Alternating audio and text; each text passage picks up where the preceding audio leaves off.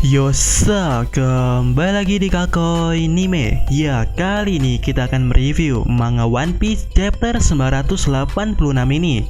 Tapi sebelum itu, bantu channel ini dengan subscribe kan, oke? Dan mulai intronya.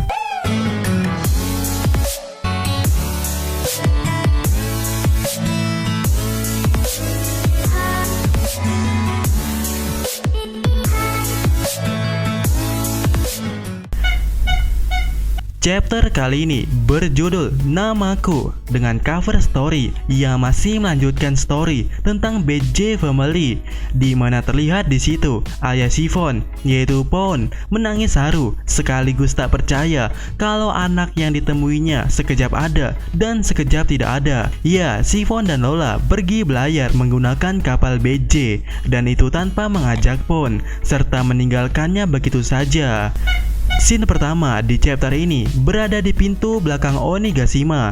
Terpampang pasukan yang sebelumnya terpencar, kini pasukan Kinemon dan Denjiro telah sampai di sebuah tangga menuju pintu belakang Onigashima. Di situ hanya pemimpinnya saja, ya hanya Kinemon dan Denjiro saja yang melangkah maju, di mana pasukan lainnya sepertinya tidak ikut dan mendoakan keberhasilan serta keberuntungan Kinemon dan Denjiro. Sesampainya di anak tangga terakhir dan lebih tepatnya telah sampai di atas, baik Denjiro ataupun Kinemon terkejut melihat suasana yang penuh haru, di mana Raizo serta Okiko sampai menangis melihat kematian tragis Kanjuro, dan ditampilkannya satu panel flashback tentang masa kecil para Akazaya bersama Kozuki Oden, di mana di situ juga ada Kanjuro. Di panel berikutnya, layaknya teman, Kinemon meletakkan topinya menutupi wajah Kanjuro dan terus melangkah maju menuju istana Kaido. Sampai pada akhirnya Kinemon dan Denjiro terkagetkan dengan keberadaan Izo. Ya, Kinemon di sini menanyakan kepastian Izo yang siap mati di sini. Pertanyaan itu dijawab Izo dengan yakinnya, di mana dirinya telah bosan dengan hidupnya yang sekarat. Tanpa bertanya lagi, Akazaya Nen, termasuk Izo, memasuki pintu belakang Onigashima, di mana sudah tidak ada halangan yang menghalangi. Di scene berikutnya, Kaido di sini menanyakan kembali dua pilihan yang harus dipilih oleh bawahan Orochi. Mati bersama Orochi atau ikut bersama Kaido menguasai dunia. Walaupun begitu, Kaido tetap paham dan mengerti kalaulah seorang samurai memiliki rasa kesetiaan yang tinggi dan tidak mudah dirayu. Kaido pun masih menghargai kesetiaan dari seorang samurai.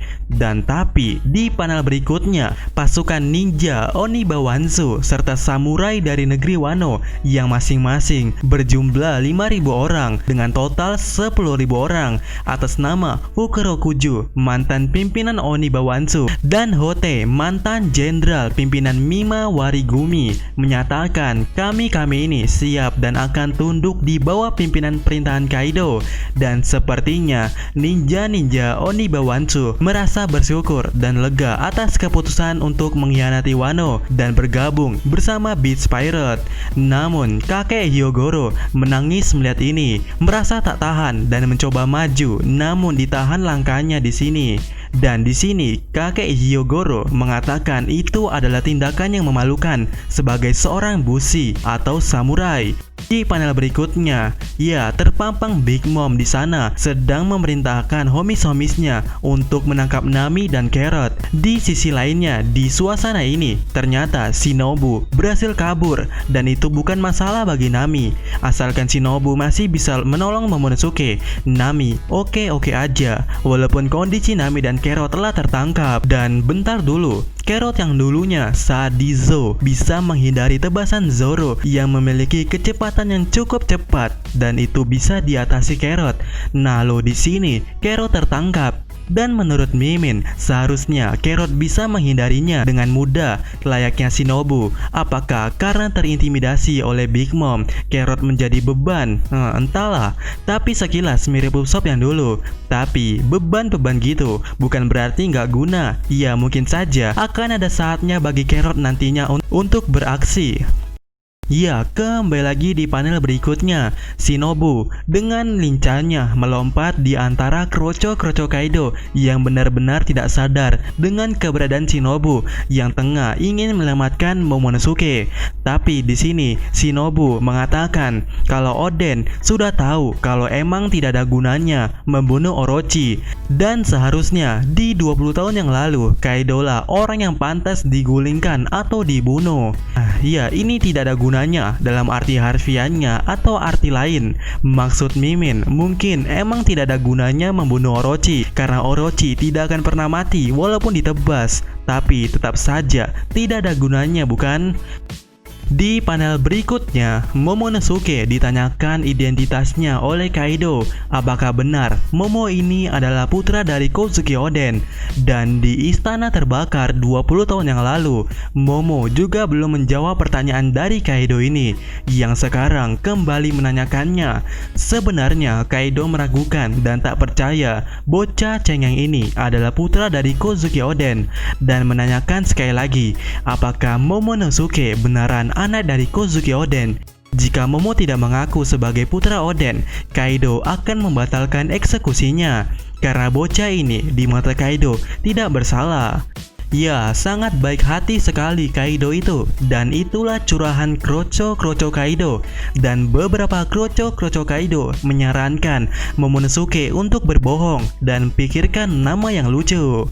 Pindah scene kali ini bertempatan di tempatnya Luffy dan Yamato berusaha menghindari sekaligus menghajar kroco yang mengejar. Di sini Yamato menanyakan kebenaran soal Momonosuke kepada Luffy. Apakah benar Momonosuke masih hidup dan apakah itu orang yang asli?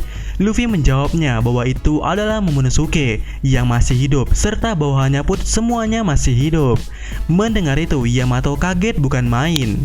Di panel berikutnya, sesuai janji, Luffy melepaskan borgol yang mengunci kebebasan Yamato selama 20 tahun dengan meremukan borgol itu yang sepertinya menggunakan teknik tertentu. Apakah itu haki? Ya entahlah, karena warnanya sedikit beda dengan haki. Tapi seketika borgol itu terlepaskan dari tangannya Yamato, dan Yamato sebelumnya sempat meminta Luffy untuk membuang borgol itu jauh-jauh karena Yamato mencurigai borgol itu akan meledak.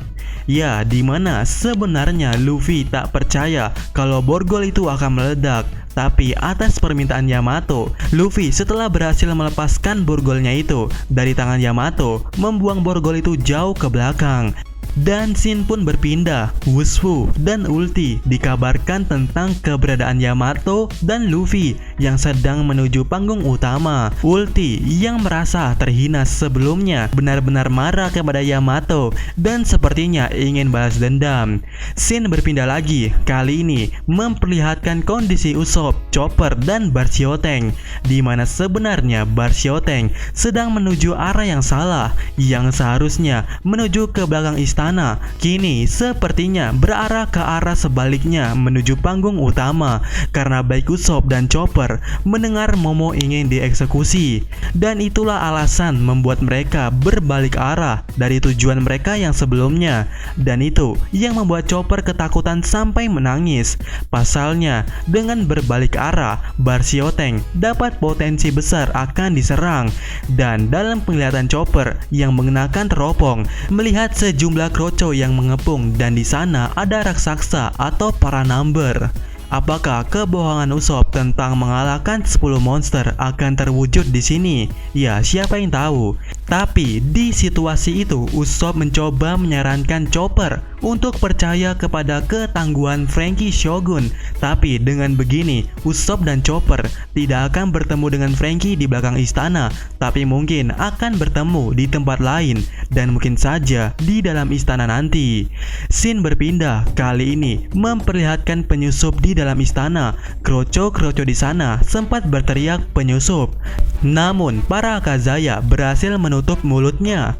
Di panel lainnya, Law tengah berada di suatu tempat, namun pose dari Beppo yang ada di dekat Law sepertinya rombongan Law sedang berbicara dan bertemu seseorang. Ya, siapa dia? Apakah Dizdrake atau cuman ketemu Kroco atau keduanya? Di sisi lainnya, baik Kid dan Zoro masih berurusan dengan Kroco Kaido, dan keduanya berhasil membuat damage yang berarti ke Kroco Kaido. Dan di sini ekspresi Zoro benar-benar seram. Apakah Zoro akan segera bertindak melihat Momo yang ingin dieksekusi? Scene berpindah di tempat eksekusi. Momo mengingat kembali perkataan Toki, yaitu ibunya, kalaulah Momonosuke adalah seorang laki-laki yang kelak di suatu hari nanti akan menjadi pimpinan atau shogun masa depan negeri Wano Kuni, dan Momo memiliki arti tak terkalahkan, begitulah kata Oden. Dan akhirnya Momonosuke dengan wajah yang penuh luka lebam mengatakan dengan jelas bahwa dirinya bernama Kozuki Momonosuke dan akan menjadi shogun di Wano Kuni ini. Ya, Kaido jijik mendengarnya. Tak hanya itu, Kroco lainnya juga ikut tertawa. Di sini, setelah Momonosuke berteriak, dirinya menangis dan mengatakan di dalam hatinya bahwa dirinya sangat-sangat tidak mungkin untuk berbohong. Kalau Momo berbohong, dirinya merasa malu jika bertemu Oden dan Toki nantinya di akhirat. Karena setahu Momonosuke, kedua orang tuanya telah tiada dan sepertinya sudah pasrah dengan keadaan yang tak bisa diubahnya. Karena dengan begitu, mengaku sebagai putra Kozuki Oden, hidup Momo akan segera selesai.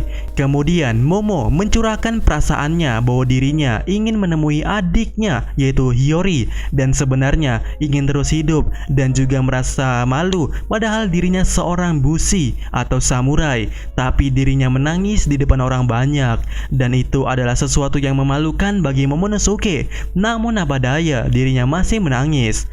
Sampai akhirnya muncul suatu ledakan yang cukup besar, dan ledakan itu dari borgol Yamato yang dilemparkan oleh Luffy. Dan reaksi Yamato sambil menangis mengatakan sialan kepada Kaido, di mana Kaido benar-benar ingin membunuh Yamato dengan borgol itu. Dan sekarang Yamato jadi tahu dan yakin kalaulah Kaido bukanlah orang tuanya lagi, serta ingin bergegas untuk menghajar Kaido itu.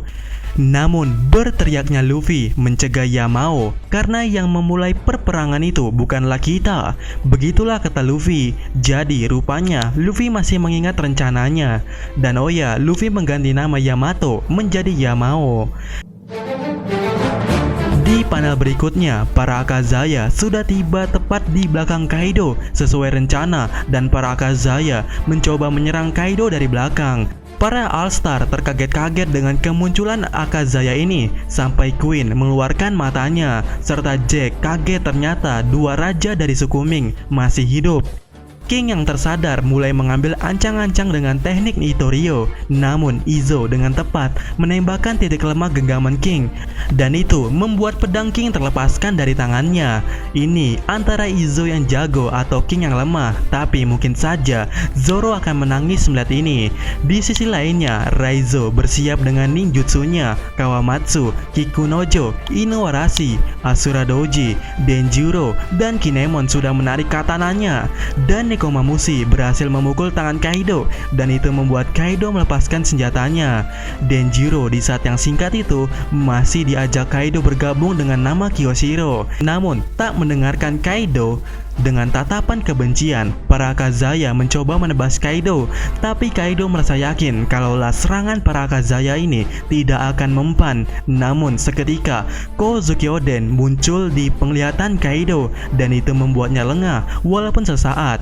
Sementara Izo, Kawamatsu, dan Inuarashi membukakan jalan dengan menghalangi King dan All-Star lainnya, di mana jalan itu digunakan para Akazaya lainnya untuk melakukan serangan bernama Senachi, terutama Kinemon, Denjiro, Asura Doji, Raizo, Kikunojo berusaha menusuk Kaido, dan terlihat Kinemon dan Denjiro berhasil menancapkan pedangnya ke tubuh Kaido. Dan hal itu membuat Kaido terdorong dan mungkin akan terjatuh dari panggung utama. Apakah akan disambut Zoro dan Luffy dan Yamato serta Kid yang ada di bawah sana? Dan serangan Senachi tadi hanya Nekomamushi saja yang dikanter oleh Kaido, di mana kepala Nekomamushi dipegang oleh Kaido, dan itu membuat Nekomamushi tidak bisa menjangkau tubuh Kaido. Dan sepertinya senjata baru Nekomamushi siap main di minggu depan. karena sepertinya untuk chapter yang akan datang tidak libur. Dan sekian review kali ini, sampaikan pendapat kalian dan sampai ketemu di video mimin selanjutnya. Yosa.